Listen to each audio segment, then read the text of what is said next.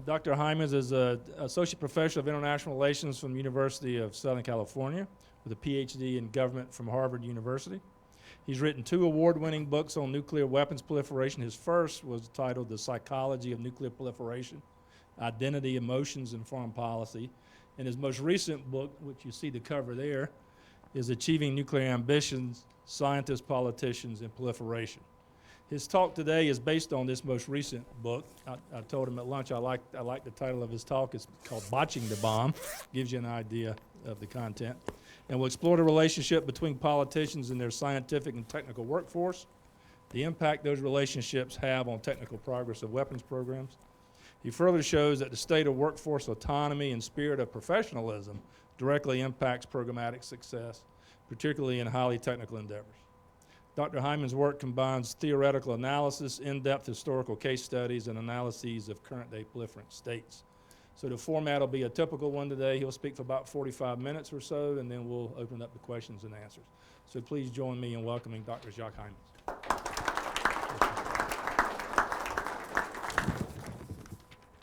So, let's see. So is the mic on? It's so you guys can hear in the back fine at this volume? Okay, great. Thank you very much. Well, thank you, Wes, so much for the introduction and for the invitation here, and to Brad. I really appreciate this opportunity, and this crowd is fantastic. I hope to keep you at the edge of your seats for the next 40 minutes or so. So the title of the talk, as Wes mentioned, is Botching the Bomb. That's actually the title of an article that I published in Foreign Affairs magazine in 2012, in which I offered a summary of the arguments that I make in this book here, Achieving Nuclear Ambitions, Scientists, Politicians, and Proliferation, which also came out in 2012. And as Wes mentioned, the basic question that I'm asking, not only in this book but also in the previous book, is why do some states end up getting nuclear weapons while other states don't? And there's a conventional wisdom about how nuclear proliferation happens. Essentially, to summarize a very large literature, we can think about 2 broad categories of drivers. One category is demand-side drivers of proliferation. So why would states want nuclear weapons? And then a second category would be supply-side drivers of proliferation.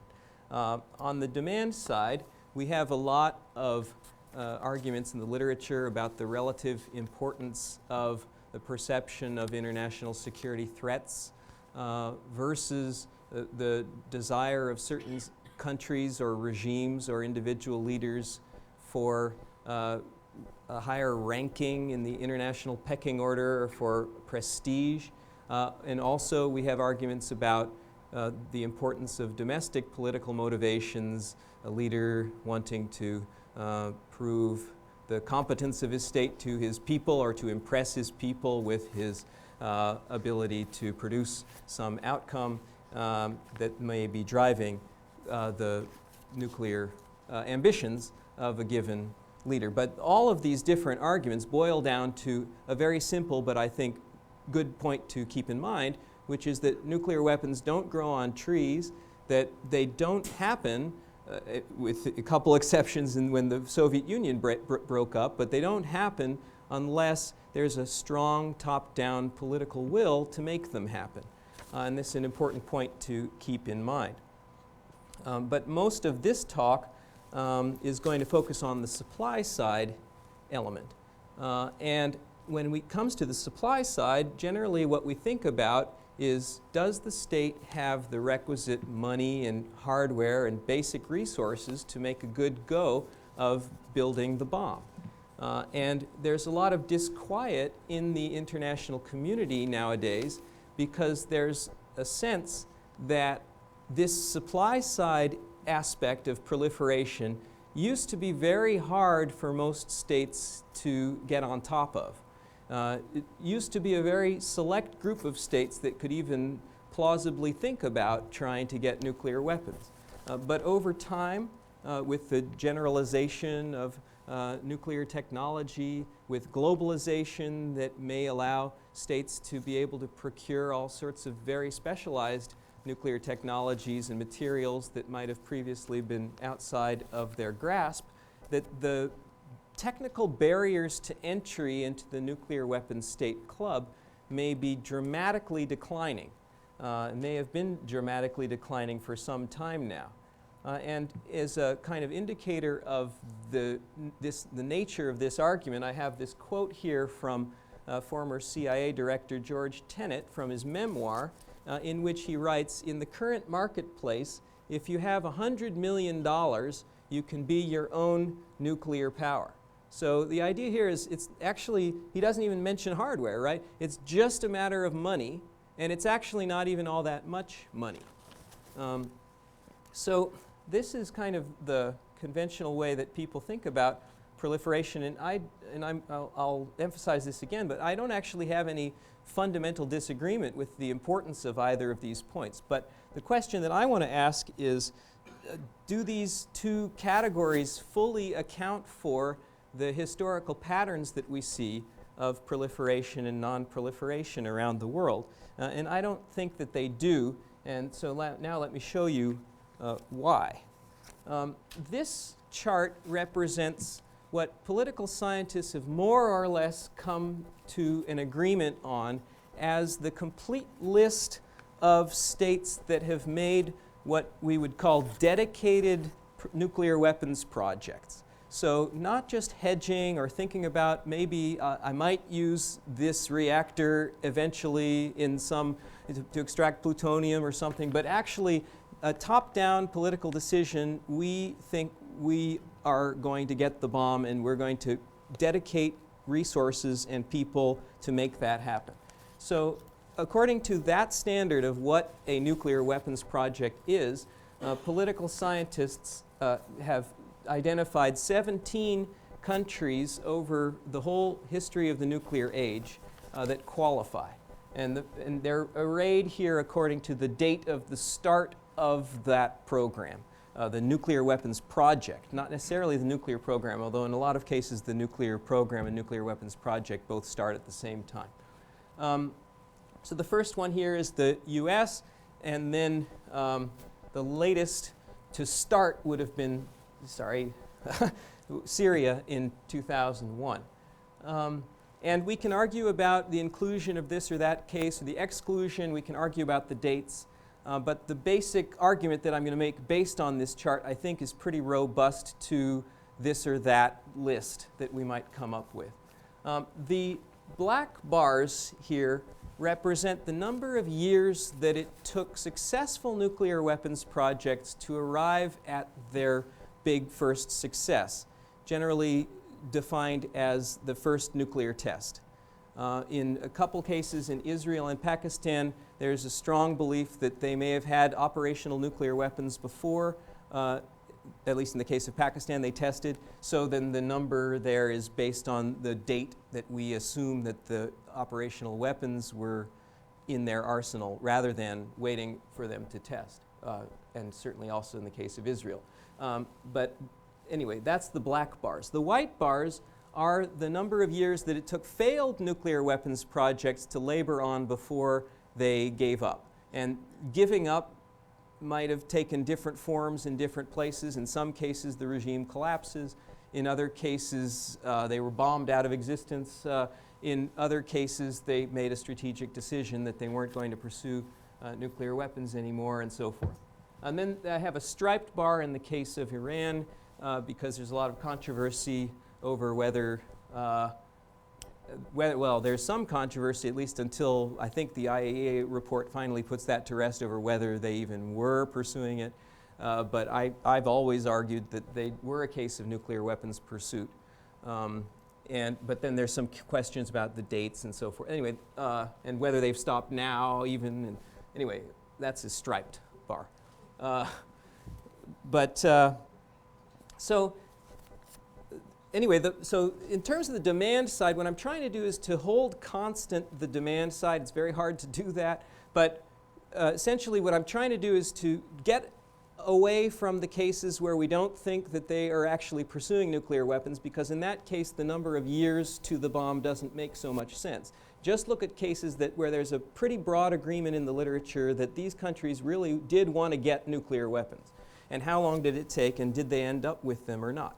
Now, so if you focus on the supply side, if you take the tenet argument seriously that you've had dramatically declining barriers to entry, technical barriers to entry into the nuclear weapons state club over time, then you would have expected that this chart would have looked something like this green arrow here.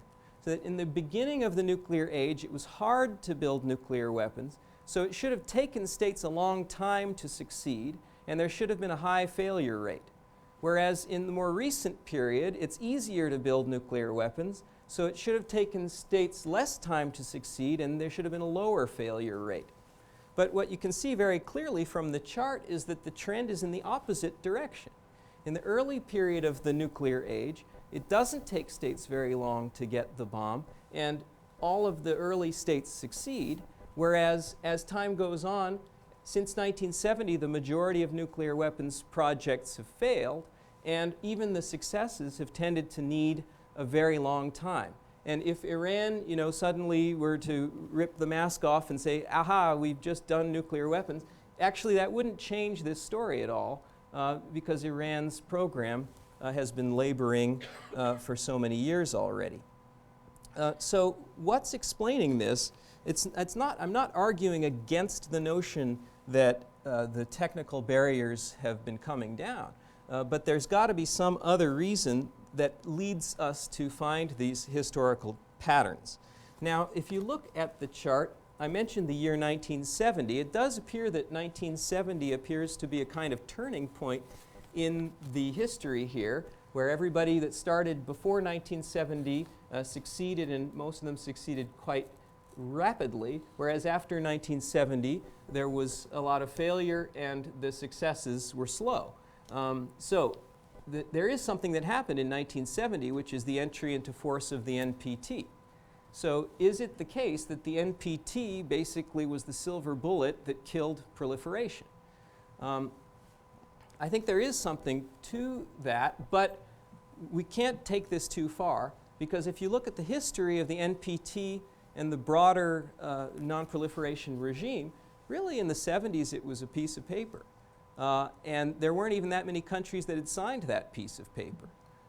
And really, if you look carefully, the regime starts to be built on the international level. It starts to be built seriously after the revelations coming out of Iraq in 1991. After 1991, to me it looks like this is a serious regime. At least they start to become a serious regime that is really presenting a serious obstacle to states that might want to get nuclear weapons. May not be sufficient, but certainly it starts to become quite a barrier after 1991. Before 1991, not so much. And yet, a lot of the data in this chart here is stuff that happens before 1991. So I'm not arguing that the NPT is unimportant, but rather that in order to understand the historical trend lines here, there's got to be something else beyond the NPT that started happening that caused the proliferation, the efficiency of nuclear weapons projects to decline. And what might that be? Now, if you look at the list of states that have tried to go nuclear over the years, there's another interesting point that sort of pops out at you, which is that in the early days of the nuclear age, the states that tried to go for the bomb were developed countries. But later on, proliferation really becomes a developing country phenomenon. Of course, we still worry about Japan and so forth, but in terms of the countries that show up on this list as having had dedicated nuclear weapons projects, those countries are developing countries. And so is there something possibly about the difference between developed and developing countries on average that may explain our historical trend? And I think that there is something to that. But first of all, I want to caution against a too simplistic way of making that cut between developed and developing countries. When we think about these two groups of countries, we also often think of the terms rich countries and poor countries. And then that gets back to the early point that I made about the importance of having sufficient resources for getting the job done. But actually, if you look at the GDP per capita in constant dollar terms, $1990, if you look at GDP per capita of the countries that have succeeded in building the bomb over the years, it's actually considerably lower than the GDP per capita of the countries that failed. There's several rich oil states down here that push up that GDP per capita average. So, of course, money's important, but it's not really about that these guys didn't have enough money to get the job done, and therefore their programs went slowly or poorly or whatever. There's something else about the distinction between these different these different states that we should be focusing on. And what I argue is that essentially what's missing in the standard story is a focus on the professionalism of the nuclear program. So it's not to argue against the importance of what we normally think about, but also to argue that we should spend just as much time thinking about the professionalism of the science and technology that is being done inside a nuclear program. The culture of the nuclear program. And what do I mean by professionalism or a professional culture? Well, essentially, the idea is, do the people who are working within the nuclear program, do they put the collective goal of achieving the bomb, do they put that first? Do they rally around as a team and apply their technical training to the best of their ability to try to push forward this overall goal? Or alternatively, this would be the less professional approach, right? Are people worried about saving their own skins? Are they worried about getting that next promotion and so forth? Now, in any human community, personal self-interest plays a big role, right? But the question is there a team spirit, a focus on the task rather than an overweening focus on what am I going to get out of this? To me, that's the essence of an organizational culture of scientific and technical professionalism. Now, to take that one step further, it's not easy to create that organizational culture. There are a lot of questions of management that go into that, and a lot of those are just a matter of who gets what job within an organization. But if we take a step back and look at the differences between the countries that have succeeded and the countries that haven't done so well, what we find is that it's not random whether or not a given country is going to have a nuclear program that is marked by a high level of scientific and technical professionalism. Rather, there are in countries that have a general state institutional structure that can be characterized as legal rational. This is a term that is invented by the great German sociologist Max Weber back at the beginning of the 20th century. States that can be characterized as legal rational are much more likely to provide the foundation for the growth of scientific and technical professionalism in various state organizations, whereas states that lack legal rationalism are much less likely to provide the conditions where professionalism is going to flourish. Now, what's legal rationalism? Well, essentially what the idea here is that in any state, politicians are on top, right? That's just the nature of politics, that politicians are going to be on top. But the question is, having made your policy choices, then what? In a legal rational environment, what happens, and this is a very caricatured story, but I think there's some essential truth there. There's a distinction between politics and administration. The politicians make the political decisions, and then the administrators, the bureaucrats, but in this case, the scientists and engineers, they carry out those tasks that have been set for them according to their own expertise that they've built up over long service in a particular domain of endeavor. So the politicians are setting the overall agenda but the detailed implementation decisions are made by people who have the proper training and expertise and experience to make those decisions well. So that's the essence of the legal rational state. And in general, when you look across the developed world, you can see that as the basic pattern. Whereas in general, when you look at the developing world, you see something very different, which is known as neo-patrimonial rule, or in other words, big man rule, where the politicians essentially, every decision that is taken by a state is a political decision.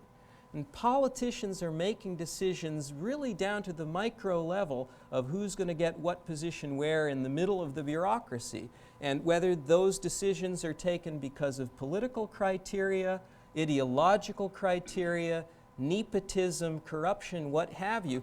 That is the kind of basic way of characterizing a very large swath of the developing world. There are clear exceptions to that. It's not a one-to-one correlation between rich state and legal rational institutions, or poor state and neo-patrimonial institutions. But you can see that there's a family resemblance there. So that's my basic argument. Now, just as a very, very crude data point to kind of motivate a little bit of this argument here before I get into some of the case studies, I just want to show you this table, which on the y-axis here, I just break those same 17 countries that I showed you before. Show, okay, did you have a success in your nuclear weapons project or not?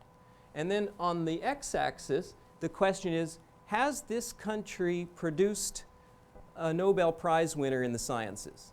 And what I mean in this case, these numbers are based on, you have to always have a definition. So the definition is, when he won or she won the Nobel Prize, were they affiliated with an institution in that country?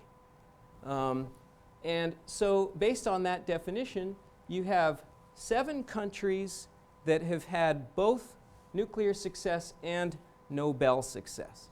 And I should mention also that this, I'm not making an argument about, oh, they had a great Nobel Prize winner and therefore they got the bomb. I'm looking at medicine and everything, right?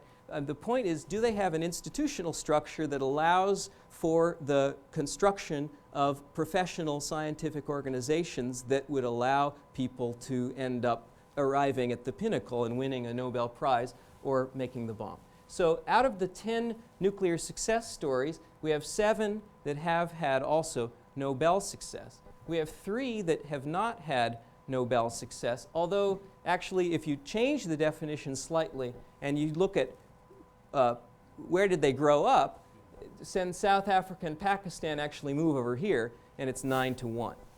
Then in terms of countries that didn't have the nuclear success, all of them have also not had Nobel success.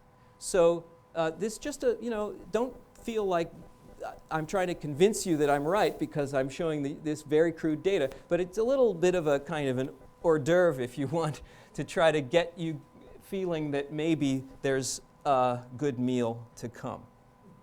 So, so now thinking a little bit more about the nitty-gritty, what are some of the trajectories that we might imagine that a nuclear weapons project might take?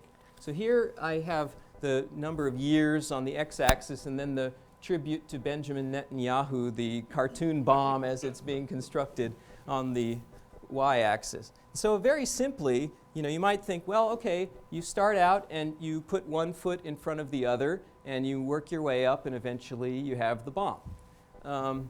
Maybe a little bit more typical, we might think about a learning curve.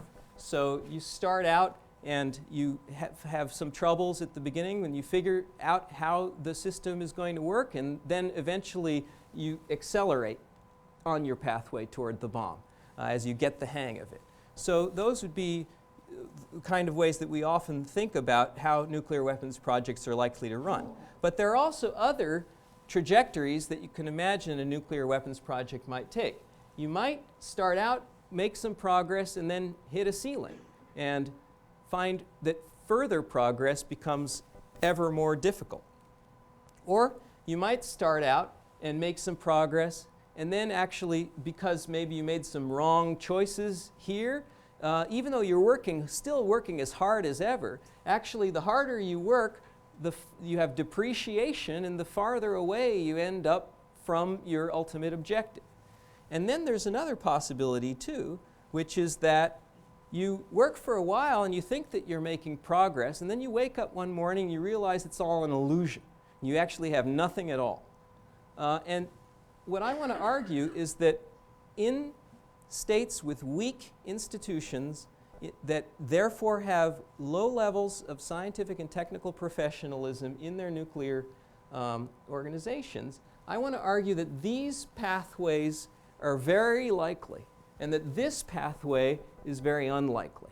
And so that if we want to understand the growing inefficiency of nuclear weapons projects over time, we need to think about these different pathways. Now, to put some country names on these pathways, and these are what I'm going to spend the rest of my time on, is trying to look at some of the individual country histories.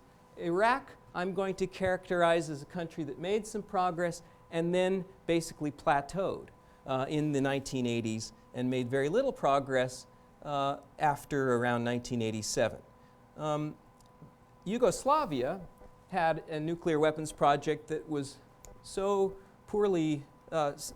little successful that it actually wasn't until the 1990s that anyone even suspected them of having had a nuclear weapons project. And so they're a case where they did have a little bit of success early on, but then they hit this negative spiral and really ended up with almost nothing.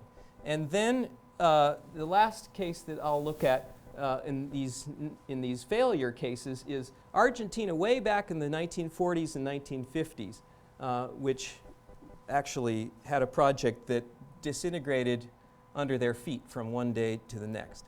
But then, just to show you that I'm not only interested in failure, I'm also going to talk a little bit about the case of China in the 50s and 60s, which is an interesting case because if you look from a long distance, institutionally, it doesn't appear to have had a legal, rational institutional structure, and yet they had this fantastic success with their nuclear program. And so it looked like, when I was doing the research, it looked like, well, this is going to be a real challenge for the theory that I'm starting to develop here. So I wanted to see whether or not I was simply wrong. And actually, the more I studied China, the more convinced I became that the theoretical argument that I was making really had legs.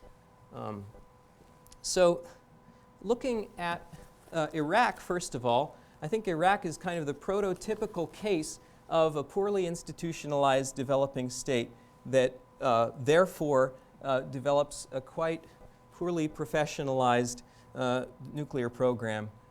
Even though a lot of smart people, a lot of American-trained PhDs, but the overall ethos or atmosphere of the program lacked in scientific and technical professionalism, and the result was that they had a lot of trouble.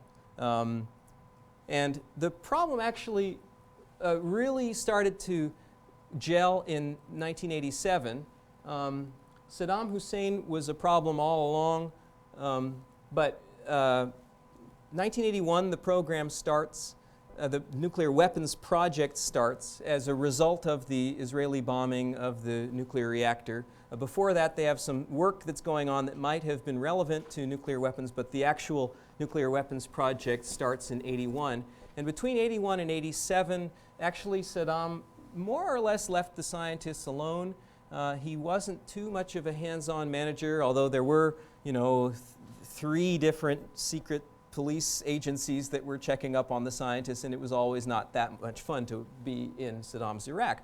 But it was nevertheless, between 81 and 87, actually Iraq was relatively hands-off, and the scientists made some progress. But then in 1987, Saddam's number 2, a guy named Hussein Kamel, who was the husband of Saddam's daughter and the head of the Ministry of Oil, the head of the Republican Guards, and the head of the Ministry of Military Industrialization. In 87, Hussein Kamel also took the nuclear program, and starting then, you start to see some really poor management that undermines the program and prevents it from making much progress. Now, the standard story about Iraq is that actually things started picking up in 1987. So why am I arguing that that was the height, was 1987? They started plateauing after that. Well, of course, the focus of the program was on uranium enrichment. And from 1981 to 1987, underneath that broad umbrella of uranium enrichment, the focus had been on electromagnetic isotope separation. The famous calutrons. Actually, they didn't start out working on calutrons, but starting in around 85, 86, they started to realize that the calutrons were better than the innovations that they had initially tried to use. So they had been working on that. But when Hussein Kamel came in, he said, okay, I want you to show me a demonstration of your system. And so they set up a demonstration, and it was a failure. So what happens when it's a failure? Essentially what he says is, okay, I don't believe in this electromagnetic isotope separation. And after 1987, it doesn't get nearly the funding that it had been receiving before. And certainly by 1990, the pipeline was dry for that technology. So instead, what Hussein Kamel, he gets excited about centrifuges. He says, we're going to do this with, they hadn't worked on centrifuges at all up until 1987, but he takes this other small group that had been working on gaseous diffusion, and he says, you're going to be doing centrifuges from now on.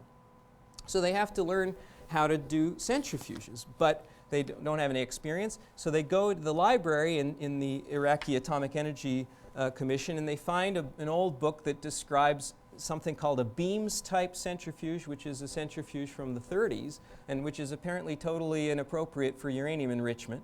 But that's the only one that they could find a design of, a diagram of, so they say, okay, we're going to work on this. So but then he gives them a totally unreasonable deadline for getting up to 50,000 RPM. And so they hit the deadline, and there's another demonstration in front of Hussein Kamel. And they close their eyes and press the button, and the rotor breaks. So what happens when the rotor breaks? Do they then say, okay, there's something wrong, we have to go back and think of what went wrong and do better the next time? No. What they do is they move on to a totally different technology again. And first of all, they try to go find the Zipa centrifuge, but then they find that it's difficult to get the blueprints, so then they end up talking to these German companies, and the German companies sell them the design for a centrifuge that had been developed by this company called MAN Technologie. So now that's what they're going to work on instead of in the beams type centrifuge, and that was, that was an appropriate technology for uranium enrichment. So in that sense, that's progress. But again, they get one up and running thanks to the Germans. Basically come over and they set it all up, and there's one centrifuge running. But they need a whole cascade. So what do? They have to import a lot of Maraging steel in order to build the centrifuge rotors in-house so that they can have their cascade. But it turns out that the Maraging steel is very hard for them to deal with. They don't fully understand how to weld the caps on. And so again, what happens is that then they say, well, maybe we can use something other than Maraging steel. So then they move on and they're going to do carbon fiber. And the Germans are happy to sell them some of that. And then there's a carbon fiber winding machine that they import, but it gets stopped in Jordan because the Gulf War had broken out by that point. Now, if they'd gotten that machine, would they have had a happy success with the carbon fiber? I mean, I guess it's possible, but the track record is that they hit these obstacles and then they move on to something else. And they already had bought the design for the supercritical centrifuge, which clearly was going to be the replacement once the carbon fiber thing failed. So what you can see is that there's a lot of activity, and in a sense there's progress because each of these technologies is supposedly more sophisticated than the last one, but they haven't mastered any of the technologies all the way along. And it's kind of like, you flunked French 2, so you took French 3. And so I agree with Robert Kelly, former IAEA inspector, who basically summarizes the Iraqi nuclear program of the 1980s as a spectacular failure. One of the most expensive industrial undertakings in the history of mankind in terms of dollars spent to material produced. So now I want to move on to another case And if you want to cut me off, the book is 250 pages, so I realize I have a tendency to talk longer than I'm welcome for. But if the next case is Yugoslavia, I find Yugoslavia to be interesting because one of the great fears in the proliferation world is that it's not only that countries might be capable of getting the bomb, but somehow we might be giving it to them without wanting to. And there's been a lot of attacks on Atoms for Peace and the related programs of nuclear cooperation over the years as somehow facilitating nuclear proliferation. And I think to some extent those critiques are justified, but I want to show you another side of the story. So Yugoslavia was a huge beneficiary of Atoms for Peace because it was in this strategic position in the Cold War where both the Eastern Bloc and the Western Bloc wanted them to come to their side. So the way that they were trying to do that, one way was by dumping nuclear aid on Yugoslavia. They got 3 reactors, research reactors, 2 from the Soviets, 1 from us. We also gave them a hot cell laboratory so that they could extract the plutonium. And then the Norwegians helpfully offered them hands-on training with the use of those technologies so that they really would know how to reprocess. So they got all of that stuff, and for a while they looked like they were going to be successful in their nuclear program. In the United States, back in the early 60s, the United States had a list of countries that we need to worry about, a short list of countries that we need to worry about proliferation in the relatively near future, and Yugoslavia was on that list. And we were right to be worried about them because Tito certainly had nuclear bombs in his dancing in his dreams. But the Atoms for Peace actually was a mixed blessing for Yugoslavia. They got some hardware, they got some training, but also they ended up having scientists with international connections. And the international connections of the scientists and the engineers changed the motivations of those scientists and engineers and made them much less willing to work on nuclear weapons for Tito, and in addition actually made them much less willing to work in Yugoslavia at all. So what you end up seeing, I didn't do my research on Yugoslavia in Yugoslavia. I did it in America because there are all of these ex-Yugoslav scientists and engineers who are here now, and it's not a recent development. The top grads of the University of Belgrade in the physics department in the 1950s, many of them got fellowships to come here for post-grad work, or to Europe, of course, also. And they came, and they liked it, and they never left. So there's a guy at Argonne that I talked to, Fermilab, Rutgers, Penn. These are places that they have been working at in their careers here, having left not just where they studied, but they ended up getting good jobs in America in the sciences. And why? I asked them, well, why did you decide not to go back home? And was it the American dream, that sort of thing? Well, yes, of course, it was nice to have all the material aspects, but what they stressed was that they could do good science here, and they couldn't do it there. And the reason they couldn't do it there was because of the poor management of the nuclear establishment. So just to give you a couple examples, you needed to fight for computer time back in those days, right? And the way that they would organize the computer time was if you're a party member, you get a lot more computer time than if you're not. Doesn't matter the quality of your science, what matters is the quality of your membership. And then the work got particularly difficult after 1955 when the head of the secret police, Alexander Rankovich, took over the nuclear program. And so then you have all these secret police guys running around and looking up what these scientists are doing, not only at work but also after hours, and what their wives are up to and so forth.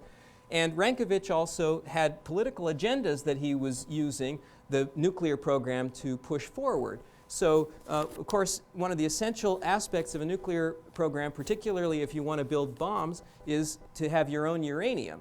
And at that point, the international uranium market was small, and they wanted to get something in-house. So they prospected for uranium. They found 2 sites that would be reasonable. One which looked like it might have a little bit of uranium that would be hard to get out of the ground. That was in Serbia. Second one, lots of uranium, easy to get out of the ground in Slovenia. Well, they chose the one in Serbia because Rankovic's power base was in Serbia. He wanted to give his cronies the jobs. He wanted to control it. And so it ends up in Serbia. They end up producing, I think it's 1 ton of uranium oxide. And whereas later on, the Slovenian mine ended up providing all the uranium for a power reactor that they ended up building in the 70s. So just poor management, and the bottom line is that the poor management is not a surprise, because this was a regime that did not have the basic legal rational institutions to permit for the quality science and technology to take place. Now, I know that I'm testing your patience. I'll just talk very, very briefly about Peronist Argentina. Essentially, the story here is that Perón wanted to leapfrog the great powers, and he thought he was going to do it by bringing in a lot of Nazis or Nazi scientists or scientists who had worked under the Nazis into Argentina. So that's how Argentina was going to do it. In the nuclear story, he hired a guy who came to him claiming that he had the Nazi secret of controlled fusion. And Perón bought it hook, line, and sinker, gave him a blank check, set him up in this James Bond villain research lab, which is on an island in a lake in the middle of the Andes Mountains. And of course, we can predict how that story turns out, that nothing came of it. And Perón, however, the most interesting thing in terms of the institutional analysis is that Perón, when he was told by this scientific fraud that the experiment had worked and that the controlled fusion was ours, Perón immediately strode in front of the cameras and announced to the world that Argentina had done something that no other country could do, and now everyone has to bow down before us. And so that shows you how much of a lack of professionalism you had in this state, where the president himself, without any technical advice from any acknowledged expert, is deciding to trust some scientist who shows up on a boat one day and believe every word that this man said. So China now, I have to talk a little bit about China because this is a case that seems to contradict my overall theme. And what I want to argue about in the case of China is that China is not a case where it goes from success to success to success. Rather, there are periods of time in the nuclear program when it runs very well, the mid-50s, the early to mid-60s, and then after the mid-70s. There are other times that when the program ran very poorly, and in fact so poorly that it was basically at the point of self-destruction, in the late 50s and the late 60s in particular.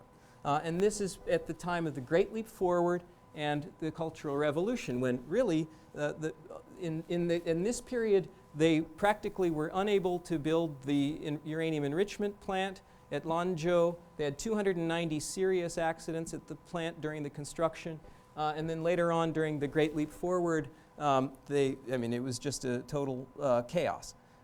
So what explains this up and down of the Chinese nuclear program? And when you read the basic literature on Chinese political history, what you find is that the main theme is that there is a struggle back and forth between basically 2 models for the Chinese state.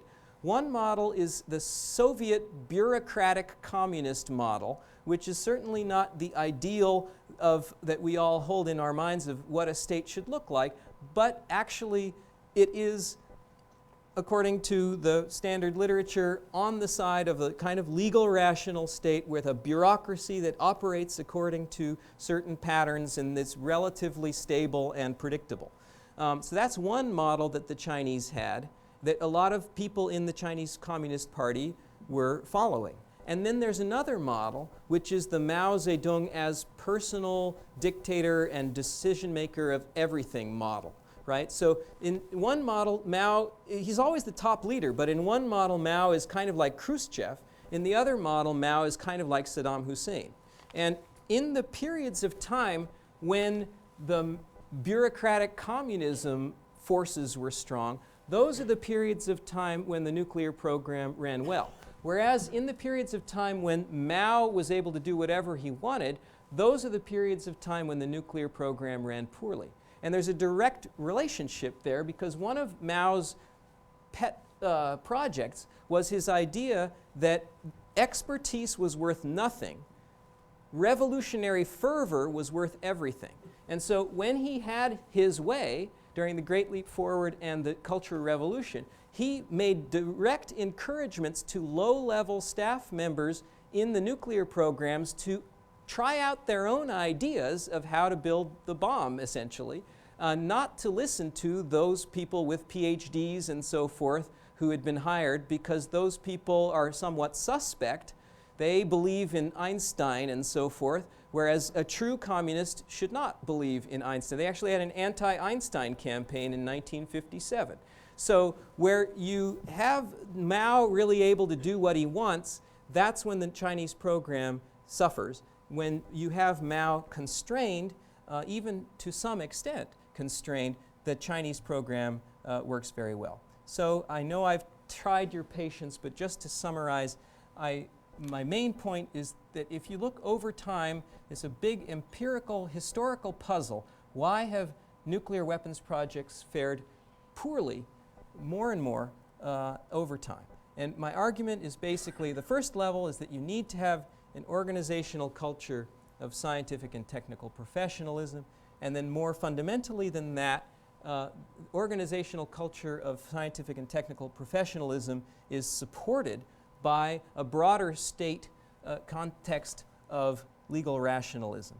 And then the final point, that we should look seriously at the non-proliferation benefits of international scientific exchange and mobility, not just in terms of potentially softening a state leadership up and making it feel less isolated and maybe less needing of the bomb, but also in terms of a way to change the motivations of scientists and engineers to make them less excited about carrying out that task that the state leadership might set for them. So with that, I'll thank you very much for your attention. I'm very much looking forward to the Q&A. Thank you.